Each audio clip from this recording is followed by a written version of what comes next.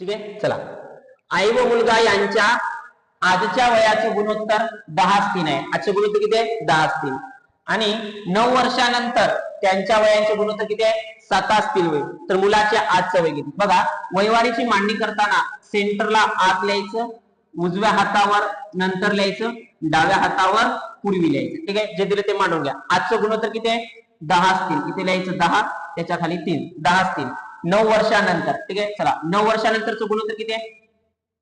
7:3. ठीक आहे, 7:3. बघा, हा पण गुणोत्तर आहे, हा पण गुणोत्तर आहे. मग दोन गुणोत्तर दिले असता मनातल्या मनात तिरकस गुणाकार करायचा. ठीक आहे. चला, 9×3 = 30 आणि 7×3 = 21. 30 आणि 21 मध्ये कितीचा फरक आहे? तर 9चा फरक आहे. त्याला म्हणायचं 9 भाग. त्याला काय म्हणायचं? 9 भाग. लक्ष द्या, हे 9 भाग कुठून आले? दोन गुणोत्तर दिले असता मनातल्या मनात तिरकस मारायचं. 9×3 = 30, 7×3 = 21. मला सांगा 30 आणि 21 मध्ये कितीचा फरक आहे? 9 भाग. ठीक आहे. चला, मग 9 भाग म्हणजे बघा, भाग म्हणजे वर्षातला अंतर असतो. वर्षातला अंतर कितीचा आहे? 9चा. ठीक आहे. हे अंतर बरोबर सेंटरला लिहायचं. लिहिला रे लिहिला की डाव्या हातावर बाण मारायची. 9×7 = 63 आणि 9×3 = 27. ठीक आहे. मग या दोघांची वजाबाकी मांडायची. 63 मधून 27 गेले किती राहिले?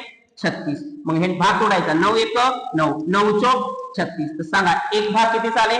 4. एका भागाची किंमत मी कोणत्या हातावर द्यायची? डाव्या हातावर. 4×10 = 40 आणि 4×3 = 12. तर मला सांगा कोणाचं वय विचारलं? मुलाचं. मुलाचं आजचं वय किती असणार? 12 वर्ष, जे की ऑप्शन क्रमांक 1.